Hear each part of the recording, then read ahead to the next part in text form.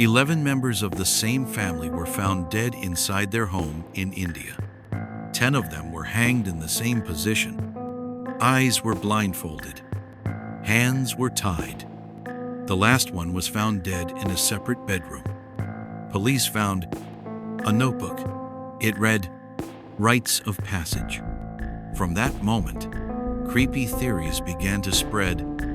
To this day, Indian police still have no answers, only questions, and the haunting image of 10 people hanging in the air. The Yadav family's mass deaths. Burari is a working-class neighborhood on the northern outskirts of New Delhi. Houses are built close together. Children play in the open courtyards, and neighbors often chat across balconies. The Babulal Yadav family, also known as the Chundawat family, had lived in a modest 3-story house there for over 20 years. They were originally from Rajasthan, ran a small grocery and scrap metal business, had been through tough times, but were respected by everyone. A total of 11 people lived in the house, 7 women, 4 men, from an 80-year-old grandmother to a 15-year-old boy. None of them had any criminal records. None were in deep debt. And according to neighbors, they were a happy family. At around 7 a.m. on the 1st of July, 2018, a neighbor noticed the family's grocery store hadn't opened, something that had never happened in over a decade. A relative walking by tried knocking on the door, no answer. He forced the door open, stepped inside, and collapsed on the spot. Police were called in. Within just 15 minutes, Burari was no longer a quiet neighborhood. It had become the face of modern India's worst nightmare. Inside one bedroom, the body of Narayani Devi, 80 years old, was found lying motionless on the bed, showing signs of strangulation. But it was the first and second floors that sent chills down the country's spine. 10 more bodies were found hanging from the ceiling in a circle, their hands tied behind their backs, eyes blindfolded with cloth, mouths stuffed with rags, necks noosed every knot identical. 6 people stood on plastic stools, **4, on wooden crates, every stool kicked away. No blood, no signs of struggle. No noise had been heard the night before. The position of the bodies was too precise, like a ritual choreographed down to the last detail. Police called for backup. The media arrived within the hour. Photos of the *10 hanging bodies lined up like puppets flashed across every news channel. People sobbed outside the gates. Authorities tried to seal the scene, but it was too late. India had just stepped into a real-life nightmare. 11 people, 1 house, and 0 answers. When police searched the house, they discovered a stack of handwritten diaries hidden inside a wooden cupboard on the first floor. What they found inside left everyone speechless. Detailed notes describing a ritual for spiritual liberation. Step-by-step instructions: when to fast, how to tie the hands, cover the eyes, where to place the stool. Warnings not to feel fear because Father will come to save the children. One entry, dated sometime in 2017, read, "When the ritual is complete, Father will support your legs. Eyes must be blindfolded so no one gets scared. Mouths covered so no bad words escape. Hands tied so the soul doesn't flee before the sacred hour. Eternal life is only for those who obey." Babulal Yadav, the patriarch of the family, had died back in 2007. After his passing, his son, Lalit Yadav, around 45 years old, began showing signs of severe depression. He stopped talking much, spent long hours meditating, kept personal journals claiming he could communicate with his father's spirit. A relative shared, Lalit believed his father's soul was guiding the family to live righteously. Every time a big decision had to be made, he'd write something down as if someone else was moving his hand. In some pages, the handwriting changed sharper, more forceful, what Lalit called father's commands. Those entries gave very specific directions. Eat porridge today. No water tomorrow. Don't complain, he will come. Police began to suspect Lalit may have been suffering from a severe dissociative disorder, believing he was a vessel for his father's voice. But even more disturbing, the rest of the family believed it too.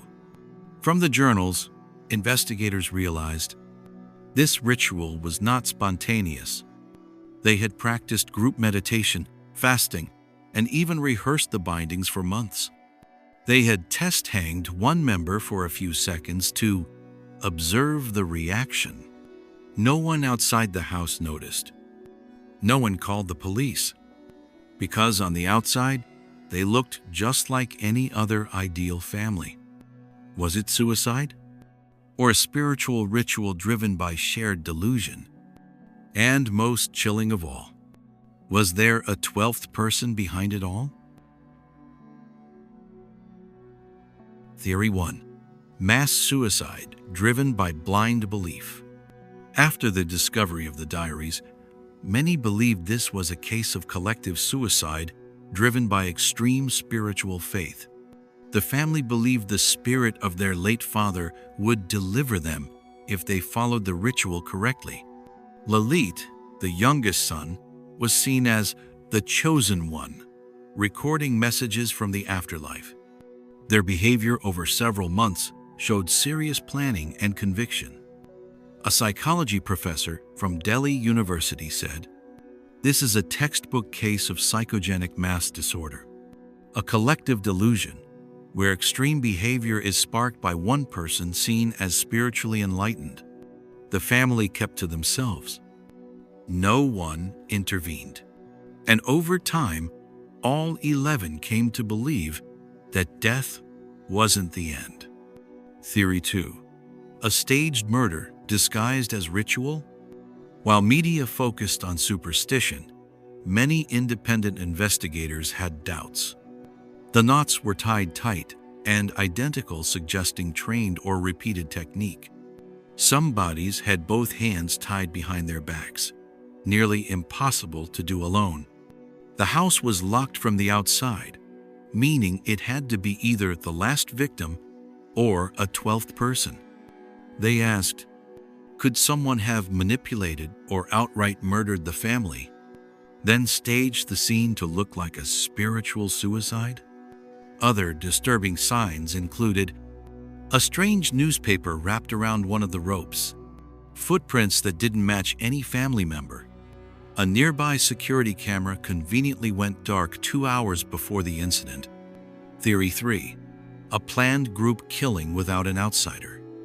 A more nuanced theory sits somewhere in between.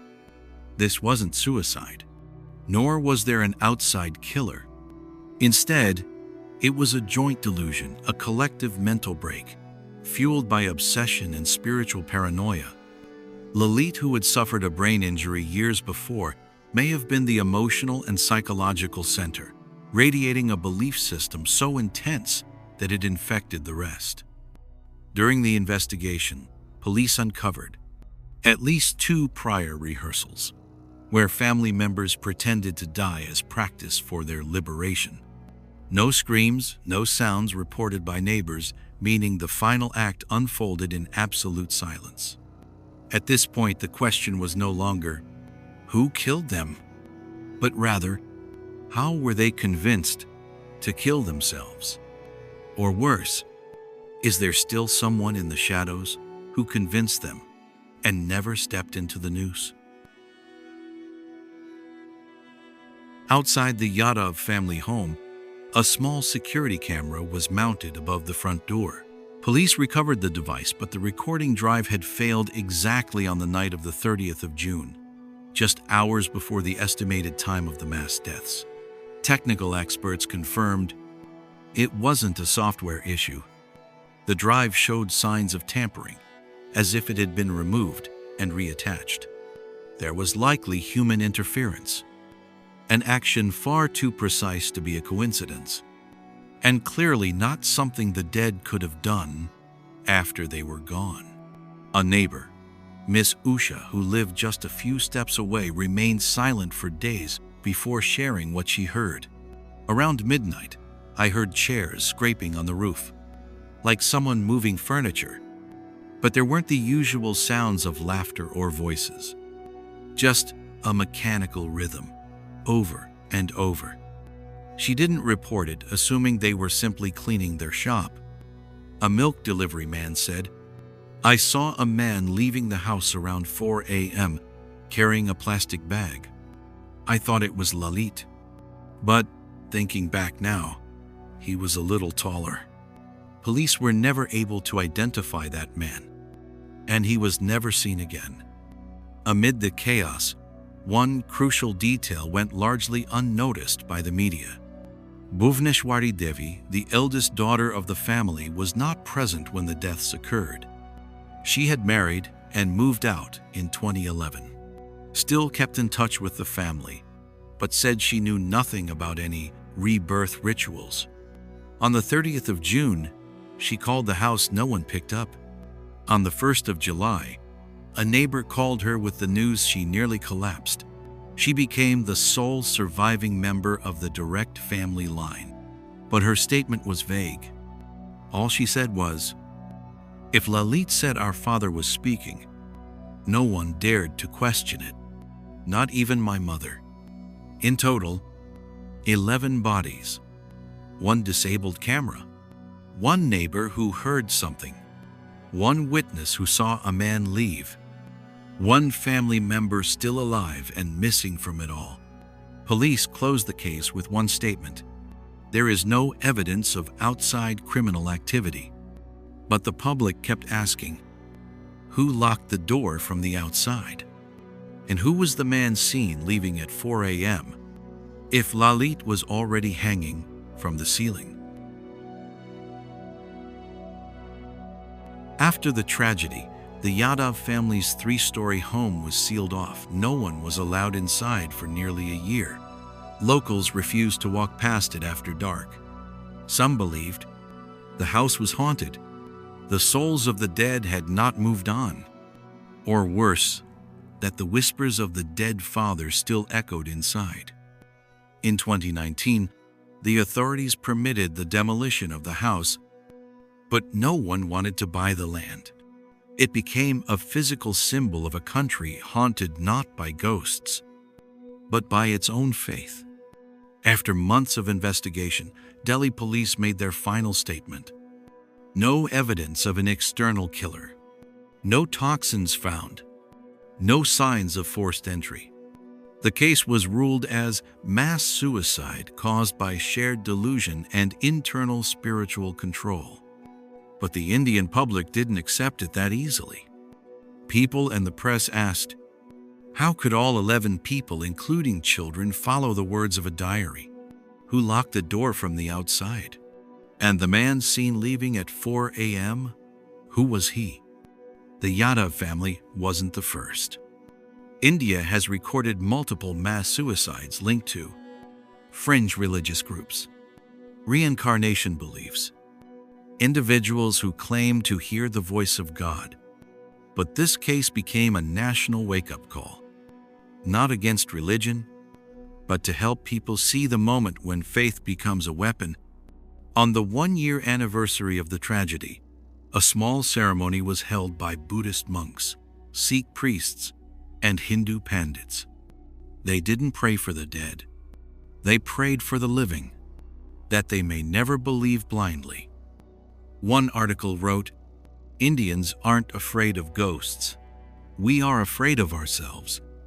When we let belief blind our reason." 11 people died. Not by gun, not by knife, but by collective silence. In a home where one man believed his father was still speaking. From the other side,